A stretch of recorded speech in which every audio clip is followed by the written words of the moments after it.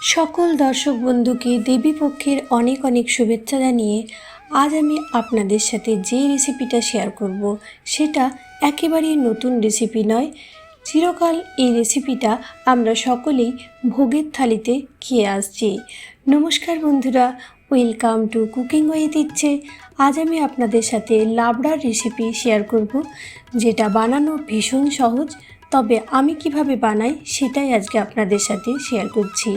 Recipe বানানোর জন্য এখানে নিয়েছি লাল আলু একটা ছোট সাইজে, যেটাকে আমি ছোট টুকরো করে কেটে নিয়েছি। তার সাথে নিয়েছি খানিকটা বরবটি এক মুঠোর মতো, নিয়েছি বেগুন বড় বড় টুকরো করে কেটে নিয়েছি। এর সাথে নিয়েছি মিষ্টি কুমড়ো, যেটাকে আমি এরকম চৌকো করে কেটে নিয়েছি।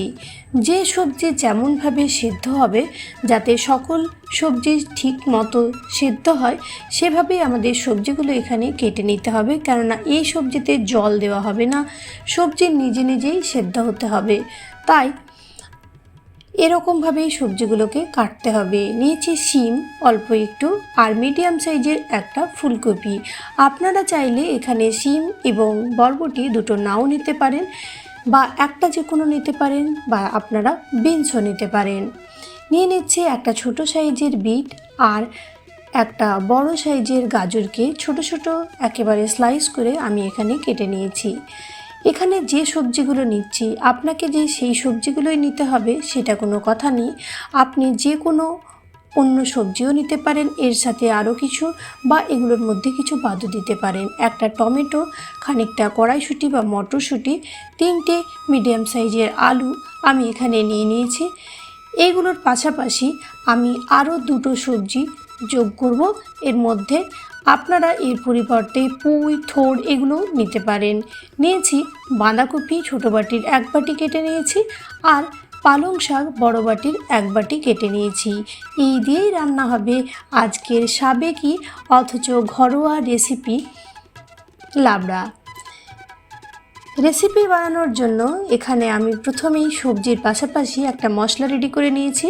নিয়ে নিচ্ছি পরিমাণ মতন হলুদ, জিরের গুঁড়ো বড় চামচের 1 চামচ, ধনের গুঁড়ো বড় চামচের 1 চামচ, আর কাশ্মীরি মির্চের গুঁড়ো বড় চামচের 1 চামচ। সমস্ত কিছুতে অল্প একটু জল দেব। তার আগে আমি এটাতে দিয়ে দিলাম 1 চামচ গরম মশলার গুঁড়ো। জল দিয়ে এটাকে আমি খানিকক্ষণ ভিজিয়ে রাখবো। যেহেতু আমরা মশলাটা বাটা মশলায় বানাচ্ছি না, গুঁড়ো মশলায় বানাচ্ছি, তাই মশলা এরকমভাবে খানিকক্ষণ ভিজিয়ে রাখলে তার স্বাদ, অর্থাৎ সবজির স্বাদ অনেকটাই বেড়ে যাবে। এখন কড়াইয়ে বেশ খানিকটা সরষের তেল গরম করে নিলাম, মোটামুটি বড় চামচে 6 থেকে 7 চামচ। তারপর ফোড়নে দিলাম গোটা জিরে বড় চামচের 1 চামচ, 2টো কাঁচা লঙ্কা। আপনারা এর পরিবর্তে কাঁচা লঙ্কার সাথে শুকনো লঙ্কাও ফোড়নে দিতে পারেন। আমি তার সাথেই দিয়ে দিচ্ছি 2টো দারুচিনির ছোট ছোট টুকরো, ফ্লেভারটা খুব সুন্দর হবে, আর 3টে তেজপাতা। ফোড়নের গন্ধটা বেরিয়ে আসার জন্য আমি একটু সময় ওয়েট করব। 2 মিনিট পরেই দিয়ে দিচ্ছি প্রথমেই তেলের মধ্যে কেটে রাখা আলু। আলু দেওয়ার পরে আমি দিচ্ছি ফুলকপি। এই আলু আর ফুলকপিটা আমি অল্প একটু ভাজা ভাজা করব।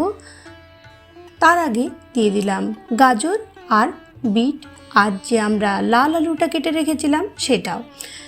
এখন এগুলোকে কম আঁচে ভাজা ভাজা করব। আঁচ কিন্তু একেবারেই বাড়াবেন না, আলু দেওয়া থেকেই আঁচটা কিন্তু একেবারে কম রেখেছি। এগুলো এরকমভাবে আস্তে আস্তে রান্না হতে থাকবে, তাই যে সবজিগুলো সেদ্ধ হতে যেরকম সময় লাগে সেভাবেই সবজিগুলো দিয়ে দিয়ে এখানে যেতে হবে। আর এগুলো একটু ভাজা ভাজা করে নিলে খেতে খুব সুন্দর লাগবে। বিশেষ করে ফুলকপিটা না ভাজলে কিন্তু এতটা টেস্টি হবে না। যদিও ভোগের রান্না নিজে নিজেই ভগবানের অসীম কৃপায় খুব সুন্দর টেস্ট হয়ে যায়। দিয়ে দিলাম মোটামুটি 3-4 মিনিট ভাজার পরে মিষ্টি কুমড়ো, শিম, আর তার সাথে এখানে আমি দিয়ে দিয়েছি বরবটিটা। এবার দিলাম আমাদের কেটে রাখা বাঁধাকপিটা। আপনারা চাইলে প্রথমে যে সবজিগুলো দিলাম সেগুলো তেলে ফ্রাই করে তুলে রাখতে পারেন, আমি এখানে একবারই বানাচ্ছি। এরপর দিয়ে দিলাম বেগুন আর কড়াইশুঁটিটা। এখন এই মশলাটার মধ্যে 1 চামচ দিয়ে দিলাম আদা আর কাঁচা লঙ্কা বাটা, টমেটো দিয়ে আমি এটাকে অল্প সময় ঢেকে রাখবো। তারপর ঢাকনাটা খুলে অল্প একটু নেড়ে চেড়ে নিচ্ছি। দেখুন বন্ধুরা, কি সুন্দরভাবে সবজি আমাদের ভাজা ভাজা হয়ে গেছে। এই পর্যায়ে আমি 3-4 মিনিট ঢেকে রেখেছিলাম। এখন এর মধ্যে আমরা অ্যাড করে দেব আমাদের যে মশলাটা রেডি করে রেখেছিলাম সেই মশলাটা।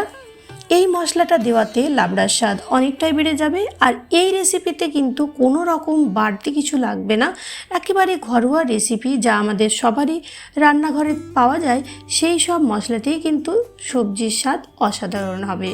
দিয়ে দিচ্ছি নুন পরিমাণ মতো আর অল্প একটু মিষ্টি। লাবড়ার স্বাদ যেহেতু সব সবজি মিশিয়ে একটা দুর্দান্ত ফ্লেভার আসবে, তাই এটাকে এরকমভাবে অল্প অল্প মজা আছে রান্না করতে হবে। দিয়ে দিলাম এই পর্যায়ে আমাদের কেটে রাখা পালং শাকটা। এখন এটাকে ঢেকে মাঝে মধ্যে নেড়ে চেড়ে এরকমভাবে ধীরে ধীরে রান্না করব।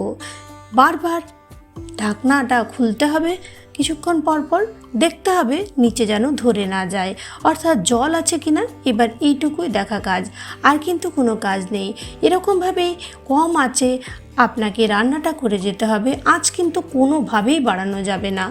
ঢাকনা দিয়ে আবার দেখতে হবে যে সবজিগুলো সেদ্ধ হচ্ছে কিনা। এভাবেই দেখবেন মাঝে মধ্যে নেড়ে চেড়ে ধীরে ধীরে সবজিগুলো সেদ্ধ হয়ে গেছে। আর কিছুক্ষণ পর পর এর স্বাদটা এতটা সুন্দর হবে, কেননা আপনি গন্ধ আর বর্ণতেই বুঝতে পারবেন যে এটা মজা আছে। ধীরে ধীরে কি সুন্দরভাবে একটা পারফেক্ট লাবড়াতে পরিণত হচ্ছে। দেখুন, খানিকক্ষণ মোটামুটি 10 মিনিটের মতো আমাদের ঢাকা ছিল। তারপর আরও কিছুক্ষণ আমি ঢেকে রেখেছিলাম। টোটাল 15 মিনিট পরে আমাদের লাবড়া কিন্তু একেবারে পারফেক্টলি রেডি হয়ে গেছে। সবজিগুলো খুব সুন্দরভাবে সেদ্ধ হয়ে গেছিলো। আমি এখন এর মধ্যে দিয়ে দিলাম অল্প একটু গরম মশলার গুঁড়ো আর দিলাম ঘি। আপনারা চাইলে ঘি গরম মশলাটা নাও দিতে পারেন। এই যে সমস্ত সবজি মিশিয়ে একটা ফ্লেভার হবে, তাতেও কিন্তু লাবড়ার স্বাদ কম সুন্দর হবে না। এখন সমস্ত কিছু ভালো করে ঢেকে নেব। আর এইভাবেই সবজিগুলো থাকবে। অল্প অল্প ভেঙে গেছে দেখুন, কিছু কিছু সবজি আর কিছু কিছু সবজি গোটা আছে। এইভাবেই এর স্বাদ একেবারে পারফেক্ট হবে। অষ্টমীতে খিচুড়ি ভোগের সাথে হোক বা লুচির সাথে হোক, সমস্ত কিছুর সাথে খাওয়ার জন্য আমাদের লাবড়া একেবারে পারফেক্টলি রেডি হয়ে গেল। আশা রাখছি এই রেসিপি আপনাদের নিশ্চয়ই ভালো লাগবে।